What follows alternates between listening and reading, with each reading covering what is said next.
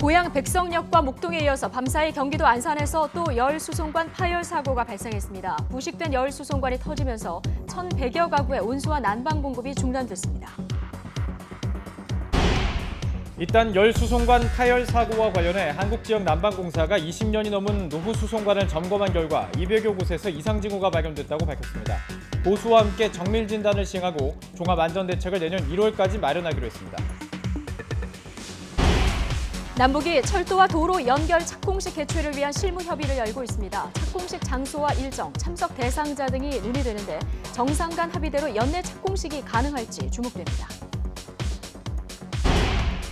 검찰이 해경군 김씨 사건 피의자로 지목된 김혜경 씨를 무혐의 처분한 데 대해 김영환 전 바른미래당 경기지사 후보가 반발하고 나섰습니다.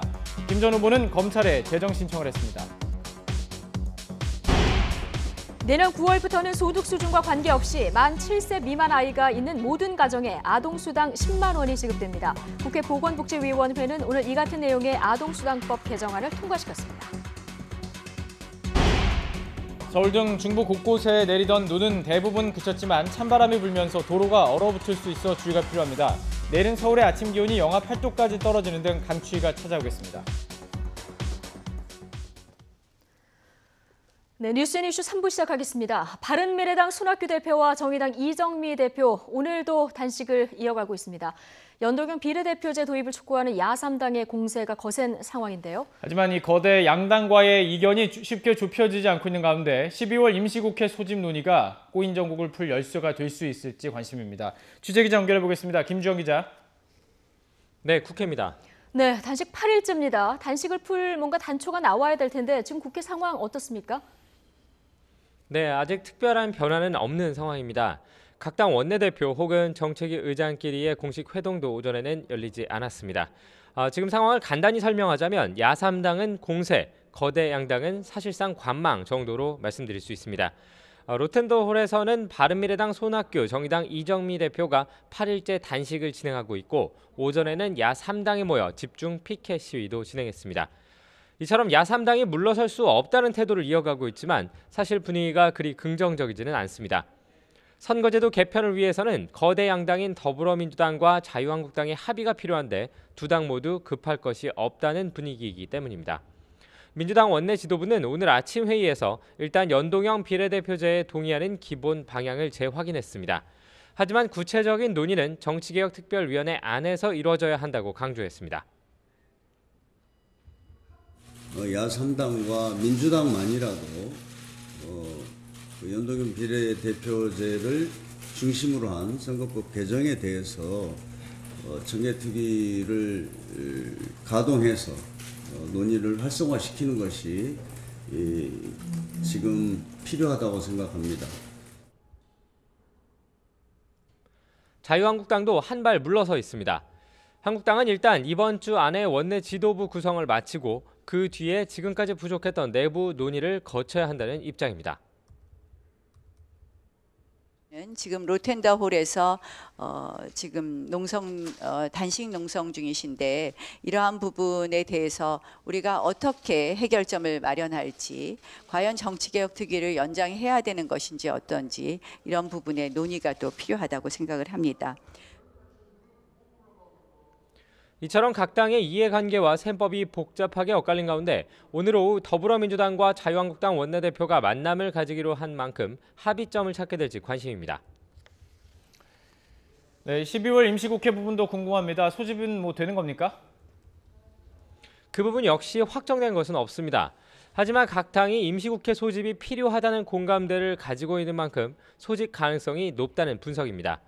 더불어민주당은 유치원 3법, 김상환 대법관 후보자 임명 동의안 등 처리해야 할 현안들이 많이 걸려있는 만큼 임시국회를 열어야 한다는 입장입니다. 홍영표 원내대표의 말 들어보겠습니다. 임시국회를 다음 주 초부터라도 연말까지 열어서 여러 가지 현안과 입법 그리고 또 정개특위의 연장 이런 문제들에 대해서 우리가 좀 처리를 해야 되기 때문에 임시국회가 필요하다. 자유한국당도 최저임금이나 탄력 근로자 관련 법안을 올해 안에 처리해야 한다며 12월 임시국회 소집에 적극적으로 나서고 있습니다. 나경원 원내대표의 말 들어보겠습니다. 이 연장을 위한 여야 합의를 이행하기 위한 임시국회 소집을 해야 된다고 생각을 하고 임시국회 임시국회 소집 추진을 본격적으로 하겠다는 말씀을 드립니다. 여기에 선거제도 개편에 총력을 다하고 있는 야3당 역시 정개특위 시한 연장 등 임시국회 소집 필요성을 강조하고 있는 상황입니다. 결국 각 당의 이해관계는 다르지만 임시국회 소집에는 모두 적극적인데요. 이 때문에 오늘 오후 민주당과 한국당 원내대표의 회동을 시작으로 각 당 지도부 간의 교감을 통해 12월 임시국회는 빠른 시일 안에 소집될 가능성이 높다는 분석입니다. 지금까지 국회에서 YTN 김주영입니다.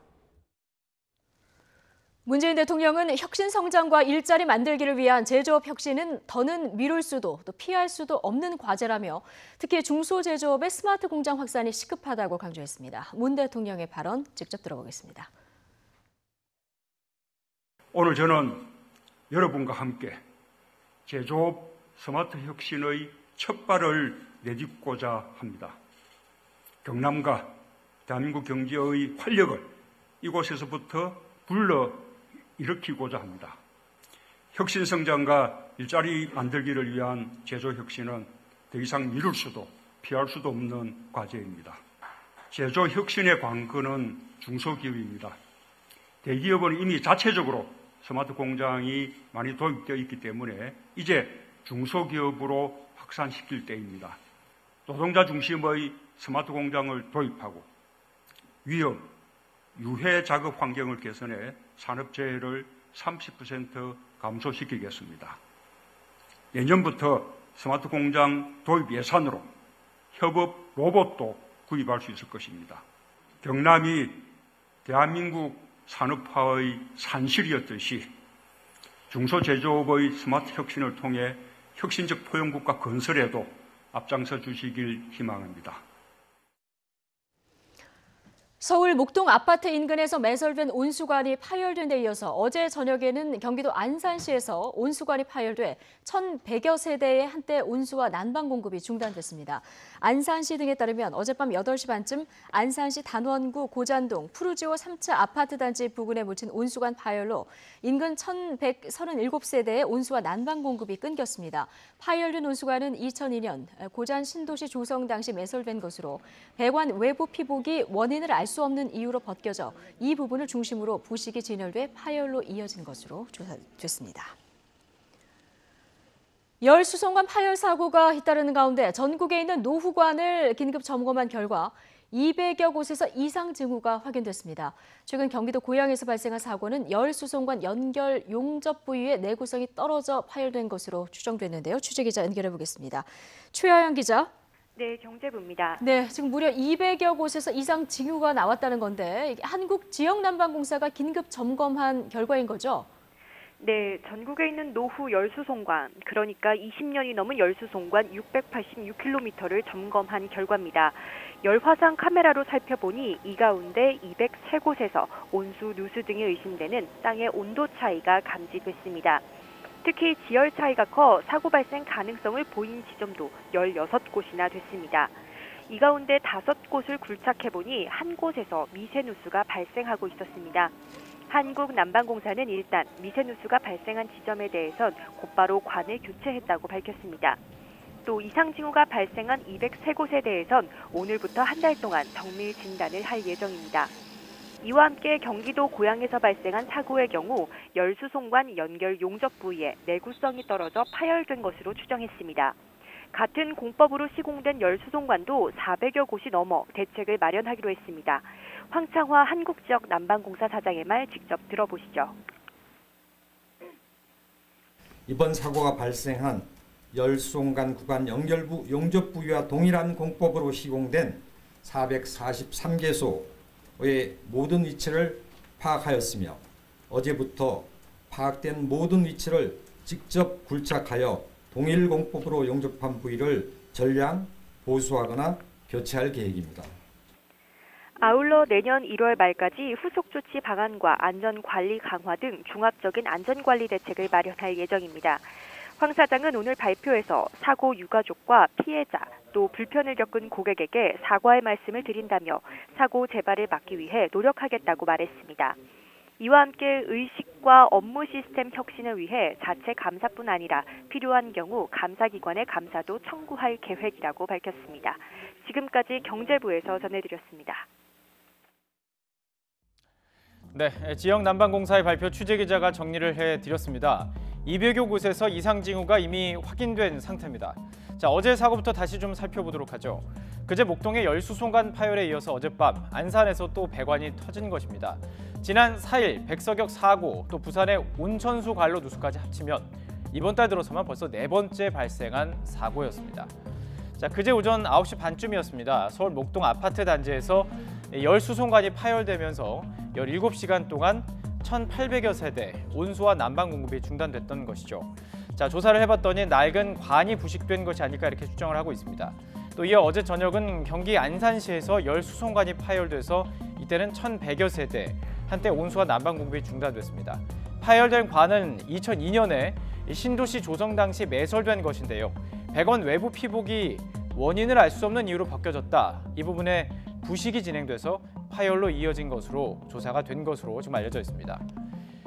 열수송관의 수명은 보통 40년으로 본다고 하는데요. 목동과 다르게 안산의 경우는 2002년에 설치됐죠. 이제 16년밖에 지나지 않았습니다. 단순히 관로의 노후화만이 문제의 원인은 아니라는 뜻입니다. 여러 가지 원인이 있을 수 있거든요. 예.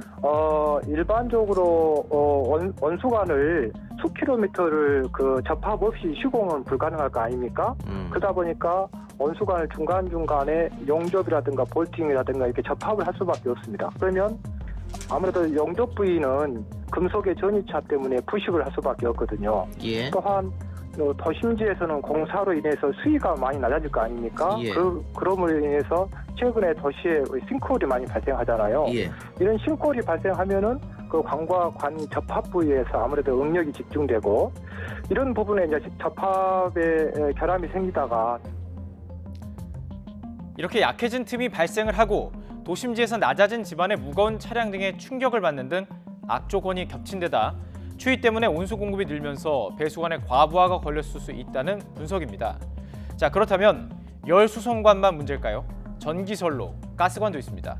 자, 이런 파열은 어디서도 발생할 수 있다는 것인데요. 문제는 이를 제대로 관리할 수 있는 지하시설물에 대한 지도조차 없다는 점입니다.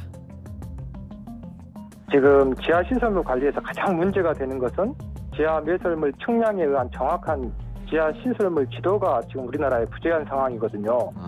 지하시설물에 대한 정보가 매우 빈약한 것이 현실이고 그래서 지금도 땅속에는 쉽게 설명해서 수많은 관이 있지 않습니까?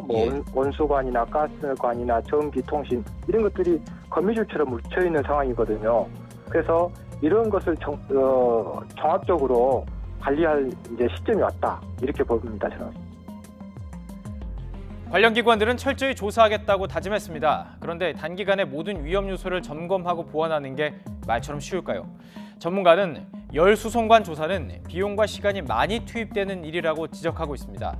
이 기관들의 조사가 주먹구구로 이루어지지 않는지 관찰을 해야만 하는 이유입니다. 조사하는 데는 시간이 엄청나게 걸려요.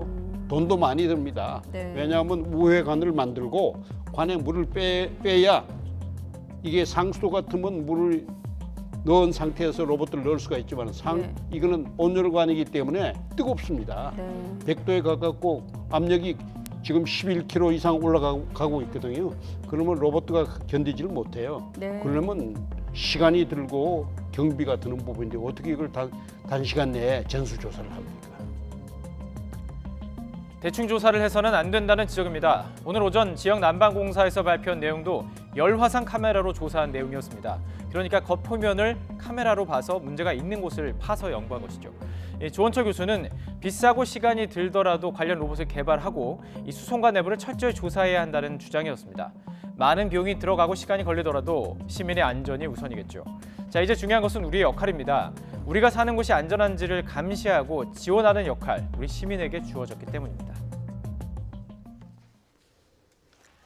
남북이 철도와 도로 연결 착공식 개최 논의를 위한 실무회의를 열고 있습니다. 올해가 3주도 남지 않은 상황에서 정상 간 합의대로 연내 착공식을 열 수 있을지 주목됩니다. 김지선 기자입니다. 남북이 오전부터 개성 공동연락사무소에서 철도와 도로 착공식 관련 실무회의를 열고 있습니다. 지난 9월 남북 정상 간 합의대로 연내 착공식 개최 방안을 논의하기 위한 겁니다.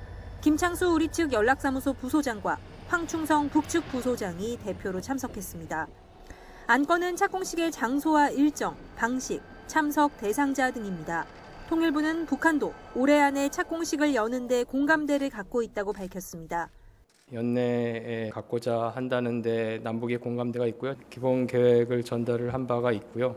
그래서 그런 부분들에 대해서 지금 협의가 이루어지는 것으로 그렇게 이해해 주시면 될 것 같습니다. 정부는 착공식 전 남북 철도와 도로 공동조사를 모두 마무리한다는 입장입니다. 지난 8일부터 시작한 동해선 북한 지역 철도 공동조사는 오는 17일 끝납니다. 다만 김정은 위원장의 연내 답방이 어려워지면서 올해 안에 착공식이 열린다 해도 규모는 당초 예상보다 작아질 가능성이 있습니다. 여기에 북미 협상의 교착 국면이 이어지면서 대북 제재도 여전해 착공식 이후에도 실제로 삽을 뜨기는 어려워 보입니다. YTN 김지선입니다. 북한 선전 매체인 우리민족끼리는 최근 미국 정부가 북한 등을 인신매매 희생자 보호법에 따라 내년 회계연도 특정 자금 지원 금지 대상으로 재지정한 것에 대해서 북한 주민에 대한 참을 수 없는 모독이자 정치적 도발이라고 반발했습니다. 우리민족끼리는 인권의 불모지인 미국이 인권재판관처럼 행세하는 것이야말로 철면피라면서 이같이 비난했습니다. 청와대는 문재인 대통령이 지난 9월 뉴욕 방문 때 대통령 전용기가 대북 제재 대상에 올라 제재 면제를 신청했다는 언론 보도는 사실 무근이라고 밝혔습니다. 김의겸 청와대 대변인은 문 대통령의 방미와 관련해 제재 예외 절차를 미국이 요청한 적도 또 우리 정부가 신청한 적도 없다고 말했습니다. 또 G20 정상회의 참석 때 LA가 아니라 체코를 경유한 것은 유럽을 거쳐가는 게 시차 적응에 더 나을 뿐 아니라 LA는 내년에도 갈 기회가 여러 번 있을 것으로 예상되기 때문이라고 설명했습니다.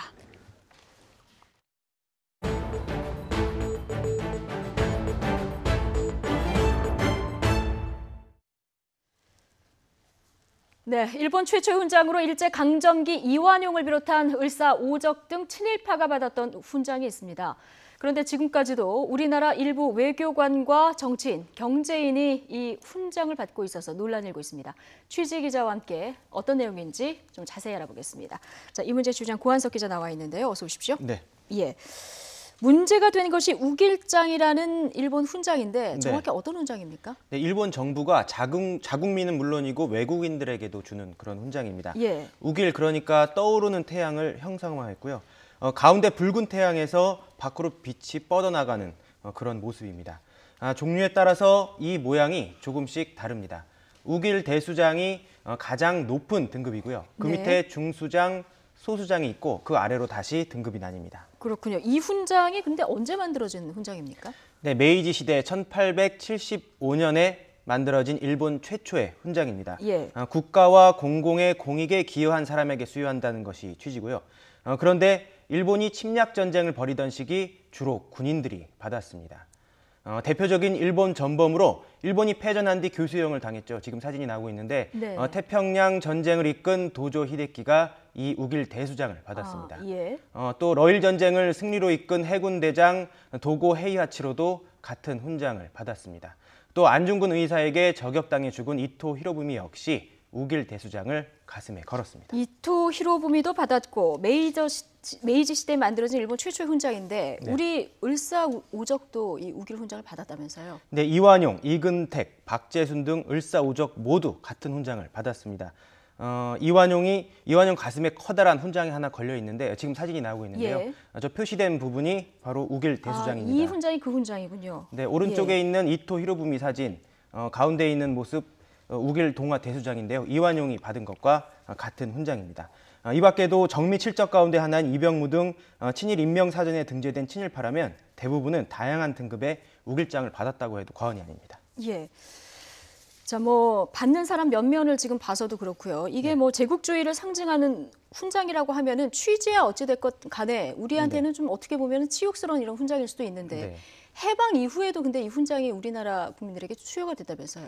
네, 1999년 11월 당시 김종필 국무총리가 박태준 자민련 총재를 불러서 축하연을 열었습니다. 네. 당시 박 총재가 한일 우호 친선에 이바지한 공로로 일본 정부로부터 훈 1등 우길 대수장을 받았기 때문입니다.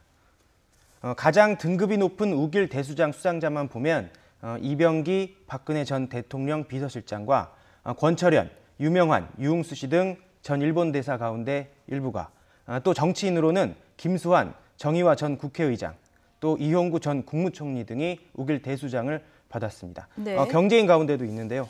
송경식 경총회장, 조성래 효성회장 등이 같은 훈장을 받았습니다. 예, 지금 거론된 이분들이 다 지금 이 훈장을 받았다는 얘기인데 네네. 대부분 이제 사회 지도층 아니겠습니까? 네네. 그럼 이 상이 어떤 상이고 어떤 역사가 있는지 몰라서 받았던 건 아닐까요? 네, 취재를 해보면 대부분 그렇게 대답을 네. 합니다. 그리고 대부분 별다른 문제의식이 없었습니다. 일부 취재가 된 인사들은 친일파가 받았던 훈장이었던 사실, 또 이 훈장의 기원 등에 대해 대체로 잘 몰랐다고 말했습니다. 예.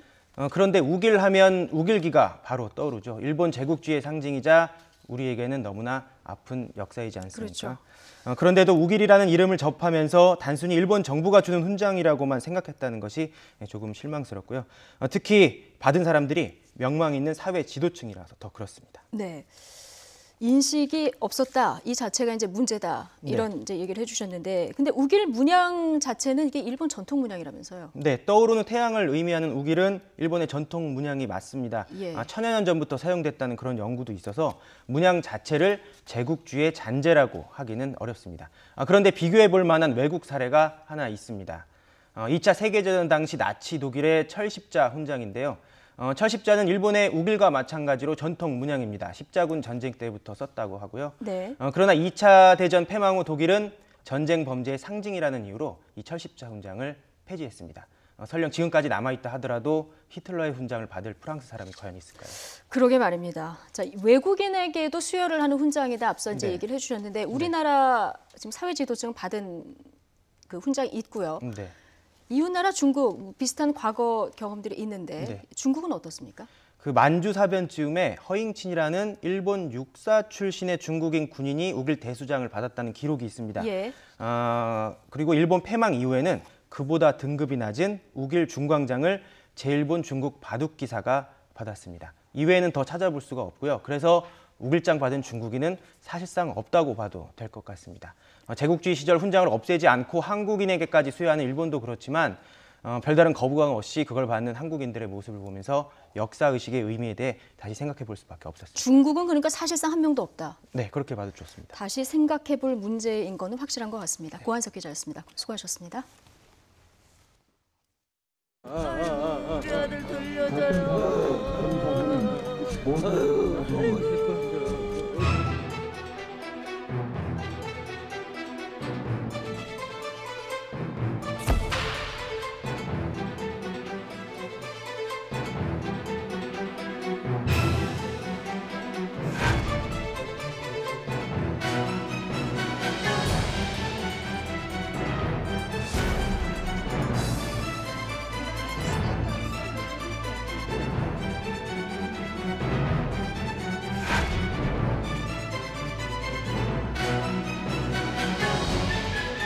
대통령께서 얘기하셨잖아요. 고용 책임지겠다고.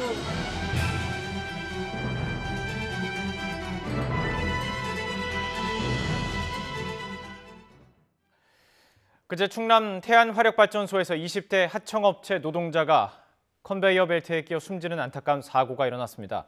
이번 사고와 관련해 진상규명과 책임자 처벌을 요구하며 시민대책위원회가 구성됐고 오늘부터 촛불 집회를 벌이기로 했습니다. 자세한 내용 취재기자 연결해서 알아보도록 하겠습니다. 이상곤 기자. 네, 대전입니다. 자, 먼저 사고 상황부터 좀 정리를 해볼까요? 네, 태안화력발전소 9호기와 10호기에 석탄을 공급해주는 설비에서 24살 김용균 씨가 숨진 채 발견된 건 지난 11일 새벽 3시 반쯤입니다. 김 씨는 태안화력발전 협력업체에 1년 계약직으로 입사해 석탄 이송 설비를 점검하며 3개월째 일을 하고 있던 노동자였는데요. 전날 오후 6시쯤 출근해 혼자 석탄 컨베이어 벨트 점검에 나섰고 오후 9시 반쯤까지는 생존 상태가 확인됐던 것으로 전해졌습니다. 그러나 이후 연락이 끊기면서 동료들이 김 씨를 찾아 나섰고 김 씨는 5시간이 넘어서야 싸늘한 주검으로 발견됐습니다. 김 씨는 사고 발생 열흘 전 비정규직의 어려움을 호소하기 위해 문재인 대통령에게 대화를 요구하는 캠페인에도 동참했었는데요.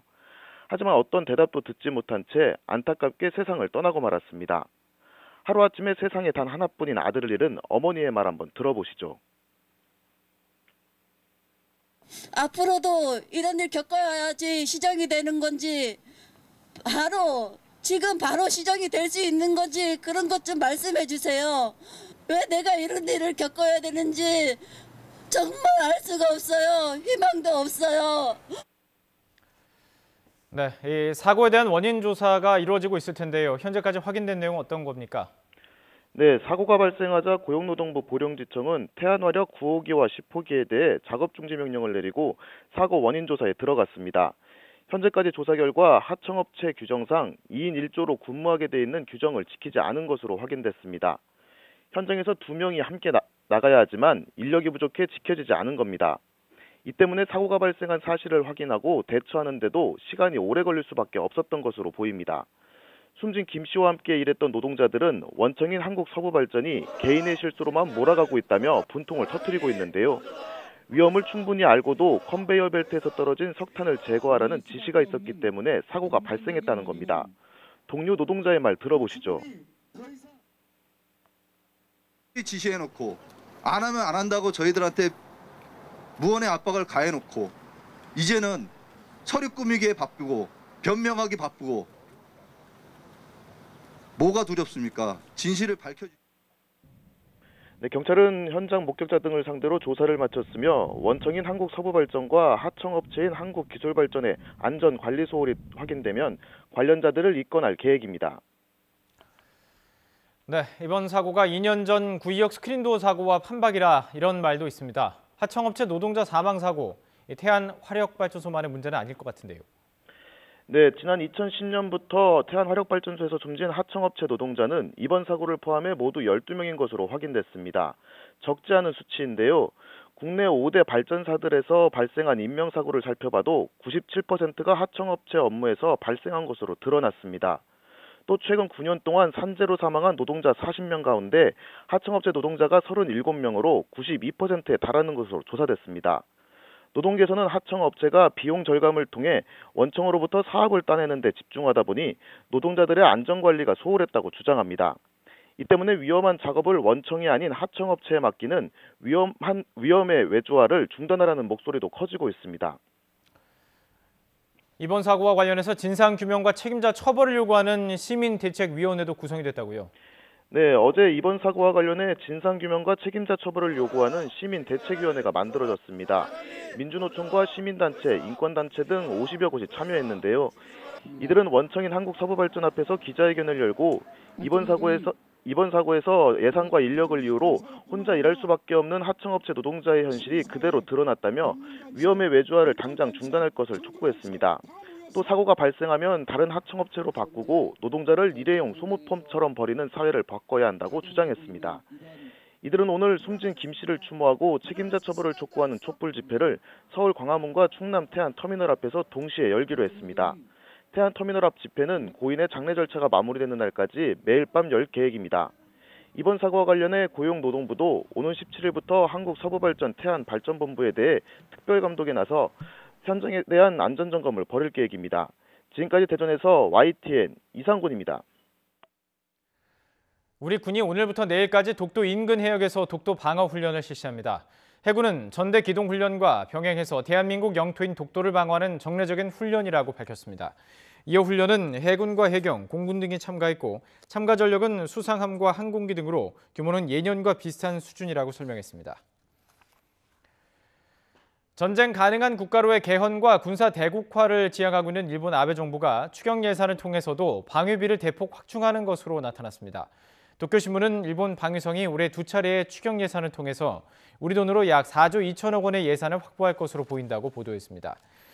추경의 본 예산까지 합치면 올해 방위 예산은 약 560조 원에 달해서 사상 최대 규모를 기록할 것으로 예상된다고 도쿄신문은 전했습니다. 해경군 김씨 사건에 대한 검찰의 불기소 처분을 두고 고소인 측이 반발해 재정 신청을 했습니다. 김영환 전 바른미래당 경기지사 후보는 어제 오후 수원지검에 이재명 경기지사의 부인 김혜경 씨 사건에 대한 재정 신청을 제기했습니다. 또 오늘 오후에는 일부 혐의가 불기소 처분된 이 지사 혐의에 대해서도 재정 신청도 낼 예정이라고 밝혔습니다. 재정 신청은 검찰의 불기소 처분이 적절했는지 법원의 판단을 요청하고 받아들여질 경우에 법원이 직접 검찰의 공소 제기를 명령하는 제도입니다. 사법농단 의혹을 수사하는 검찰이 판사 인사 불이익 관련 자료를 확보하기 위해서 법원행정처 인사담당 부서에 대한 추가 압수수색에 나섰습니다. 서울중앙지방검찰청은 오늘 오전 법원행정처 인사총괄심의관실 등을 압수수색했습니다. 법원행정처 인사담당 부서에 대한 검찰의 압수수색은 이번이 세 번째입니다.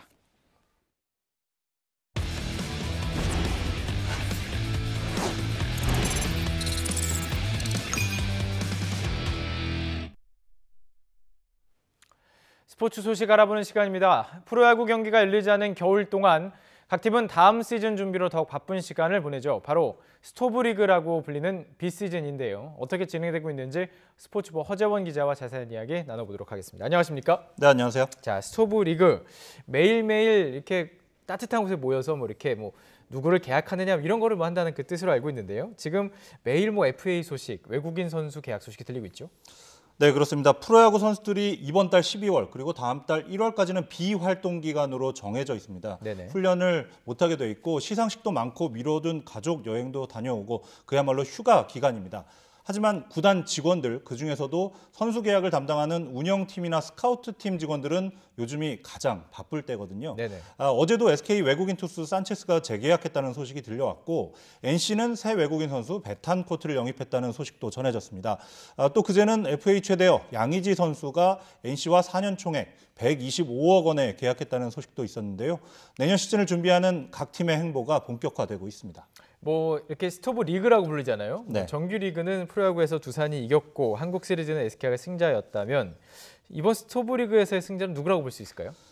역시 양의지 선수를 품은 NC가 되겠습니다. NC다. 단연 돋보이는데요. 예. NC가 항상 플레이오프에는 진출하는 팀이었는데 올해 꼴찌를 했어요. 그 가장 큰 이유는 외국인 선발 투수들이 부진했고 또 주전 선수들이 부상이 워낙 많았습니다. 그리고 빼놓을 수 없는 이유가 주전 포수 김태군 선수가 입대한 빈자리를 채우지 못한 건데요.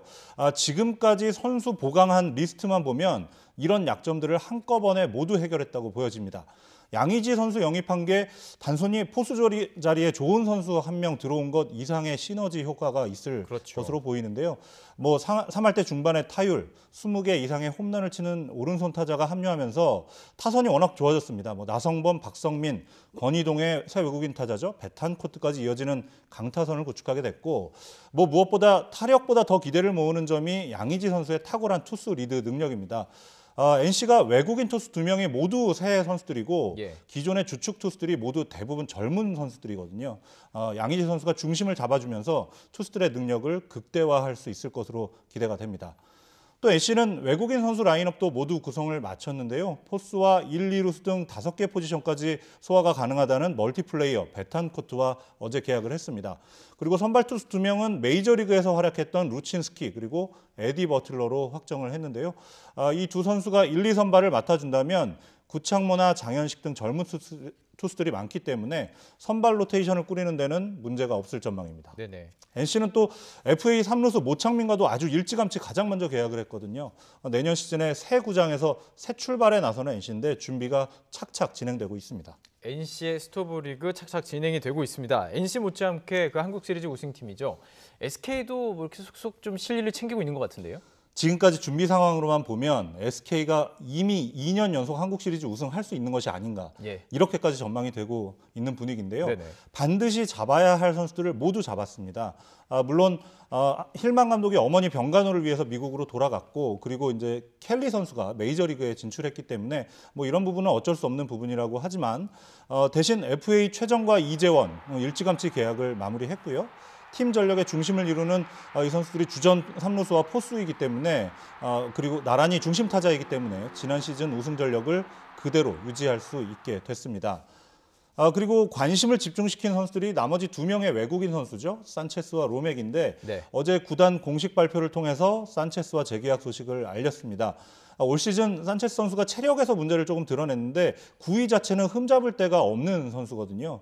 SK가 특식을 제공하면서까지 산체스 선수의 마음을 사로잡았다고 하고요. 예. 실제로 일본 구단이 더 큰 금액을 제시한 것으로 알려졌는데 산체스 선수가 SK와의 의리를 지켰습니다. 이제 남은 건 로맥인데요. 로맥 역시 큰 문제 없이 재계약에 이를 전망입니다. 올해 홈런 43개 쳤고 107타점을 올렸는데 107타점, 예. 기본 홈런 30개 이상은 무조건 쳐줄 수 있는 선수이기 때문에 SK는 반드시 잡는다는 입장입니다. NC와 SK 스토브리그 성적이 괜찮다고 본다면 정규리그 1위 두산은 양의지를 놓쳤습니다. 근데 지금 매년 이렇게 좀 FA 선수를 놓치면서 팬들이 많이 실망을 하고 있죠. 매년 겨울에 반복되는 모습이고 오동건 앵커도 두산 팬으로 알고 있는데요. 많은 두산 팬들이 씁쓸함을 감출 수 없을 것 같은데 올해 양의지 선수 놓쳤고 작년에는 김현수, 민병헌 그리고 이전에도 이종욱, 손시현, 홍성은 이런 프랜차이즈 스타들을 모두 떠나보내고 있습니다. 두산이 손꼽히는 대기업 구단이긴 한데 자금력에 한계가 있다는 것도 공공연한 사실로 전해지고 있거든요. 대신 유망주를 길러내는 팜 시스템이라고 하는데요. 이게 워낙 잘 갖춰져 있어서 강한 전력을 계속 유지하고는 있긴 한데 양의지까지 없는 내년 시즌이 진정한 시험대가 될 것으로 보입니다. 지금 상황에서 두산이 외부 FA 영입에 나설 가능성은 거의 없어 보이는데요. 두산의 자금력도 그렇지만 보상 선수까지 내주면서 영입할 FA도 딱히 보이지 않습니다. 그렇다면 남은 건 외국인 선수인데요. 지금 미국 라스베가스에서 메이저리그 윈터 미팅이 열리고 있는데 두산 스카우트팀이 현지에서 린드블럼, 프랭코프 이 두 선수와 에이전트와 만나서 재계약 조건을 조율 중입니다. 두 선수 모두 일본 팀들의 관심이 생각보다 높지 않은 것 같기 때문에 무난히 재계약에 이를 것 같고요. 가장 중요한 자리가 올해 실패를 거듭했던 외국인 타자인데요. 일루와 외야 수비가 모두 가능한 선수 그리고 양의지의 빈자리를 채울 정도로 장타력을 갖춘 선수를 찾는 중입니다. 양의지가 빠졌기 때문에 이제 김재환 외에는 장타자가 없기 때문에 한 방을 쳐줄 수 있는 외국인 타자가 절대적으로 필요한 상황입니다. 허재원 기자의 말씀을 좀 정정해 주면은 저는 더 이상 두산 팬은 아닙니다. 자, 최근 몇 년간 FA 시장의 큰손 역할을 했던 롯데와 LG 올해는 좀 잠잠하군요. 네, LG가 작년에 김현수를 영입했죠. 그리고 롯데는 최근 몇 년 동안 이대호, 손아섭, 민병헌 이런 선수들 계약하면서 500억 원에 가까운 거액을 썼습니다. 그런데 올해는 두 구단 모두 일찌감치 외부 FA 영입 없다고 발을 뺐는데요. 지금은 LG는 박용택, 롯데는 노경은 이런 내부 FA와의 재계약에만 신경을 쓰는 분위기입니다. 단지 변수가 있다면 두 구단 모두 3루수가 굉장히 절실하게 필요하다는 점인데요. 이번에 FA 시장에 3루수가 4명이나 나왔었는데 최정과 모창민 선수는 일찌감치 재계약을 했고 남은 건 한화 송광민, 넥센 김민성 선수 2명입니다. 내년에 36살이 되는 송광민보다는 이제 갓 30을 넘긴 김민성 선수의 거취가 더욱 주목이 되고요. 요즘 야구 관련 사이트들 보면 모 구단의 주전급 3루수가 트레이드 매물로 나왔다는 소문이 계속 나오고 있는데 그만큼 이 리그의 3루수 영입 경쟁이 뜨거워지고 있다는 뜻이 되겠습니다. 스토브리그 남은 경쟁은 3루수 경쟁이다 이렇게 볼 수 있겠군요. 자, 오늘 소식 여기까지 듣도록 하겠습니다. 허재원 기자였습니다. 고맙습니다.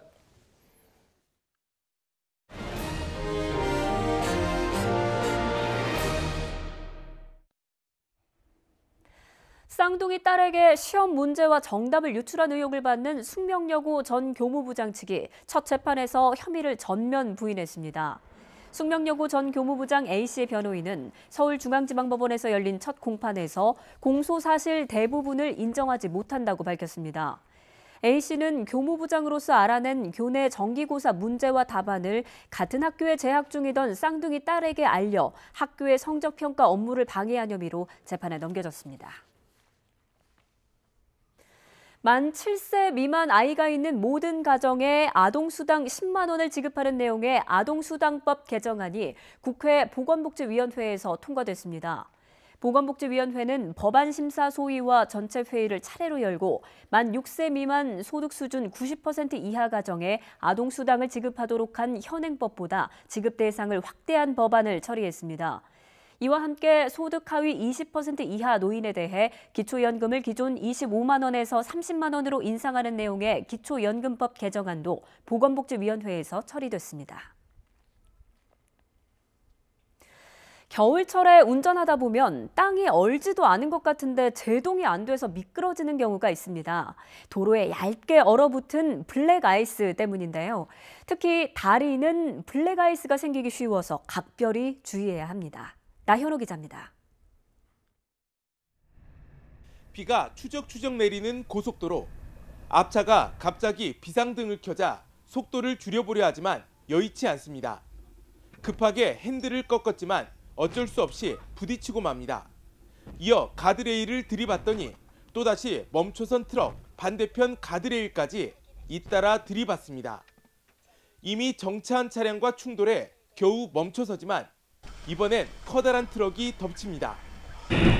여보세요? 출근 시간 고속도로를 달리던 차량 17대가 서로 부딪히고 뒤엉키면서 아수라장이 됐습니다. 사고를 처리하느라 이 일대 교통은 한동안 극심한 정체를 빚었습니다. 사고는 눈이나 비가 내려 도로에 얇게 얼어붙는 블랙 아이스 때문에 났습니다. 이름처럼 검은색을 띄어서 눈으로는 얼지 않은 아스팔트 도로와 구분하기가 쉽지 않습니다. 저 얼음을 못 봤거든요. 일반길인지 모르고 왜 브레이크가 이상하게 잡히지? 사람이라도 꺼내드리려고 갔거든요. 미끄럽더라고. 넘어질 뻔했어요. 뛰어가는 과정에서. 특히 다리는 더 위험합니다. 지열이 남아있지도 않은 데다 아래로 바람까지 불어서 다리 위는 상대적으로 온도가 낮습니다. 이 때문에 블랙아이스가 생기기 딱 좋은 환경이 만들어지기 쉽습니다. 일반 도로에서 50m라면 또 고속도로에서는 그보다 더 배가 높은 100m로 생각하시면 됩니다. 그러나 이런 빙판길에서는 더더욱 미끄럽기 때문에 200m 이상은 확보하시는 게 겨울철에는 적은 비나 눈에도 운행 속도를 대폭 줄이고 급출발이나 급회전은 삼가는 게 좋습니다.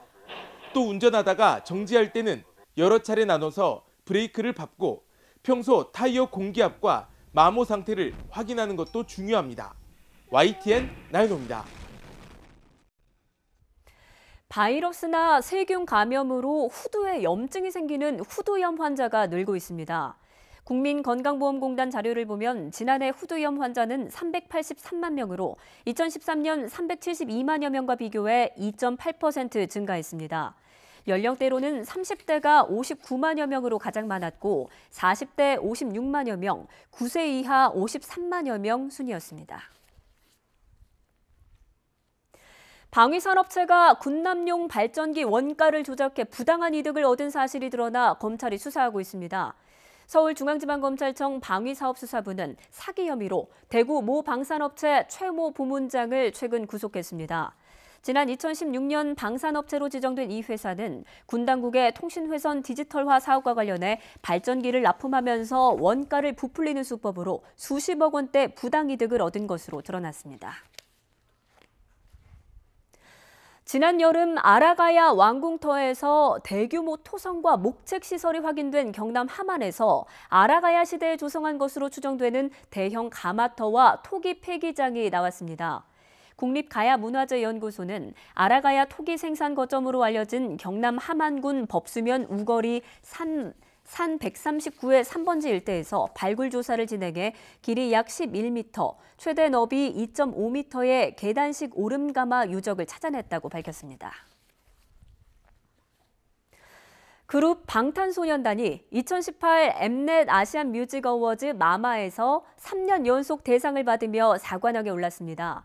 방탄소년단은 어제 오후 7시 일본 사이타마 슈퍼 아레나에서 열린 CJ E&M 주최 마마 팬스 초이스 인 재팬에서 대상인 월드와이드 아이콘 오브 더 이어를 차지했습니다. 이 시상식에서 대상은 지난 2016년부터 3년 연속 수상입니다. 지난 1997년 외환 위기를 소재로 한 영화 국가부도의 날이 개봉 16일 만에 300만 관객을 돌파했습니다. 배급사 CJ 엔터테인먼트는 오늘 오전 영화진흥위원회 영화관 입장권 통합전상망 집계기 기준으로 이 영화의 누적 관객 수가 300만 명을 넘어섰다고 밝혔습니다.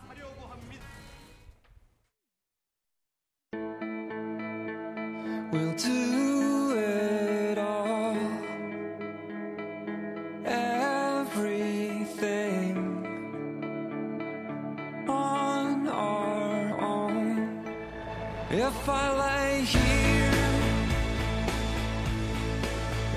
just lay here?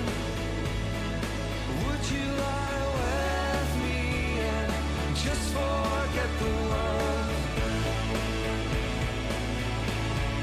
All that I am, all that I ever was, is here in your perfect eyes. 하루 만에 거리의 풍경이 새하얀 겨울왕국으로 변했습니다. 오늘 서울에는 아침에 새하얀 한방눈이 펑펑 쏟아졌는데요.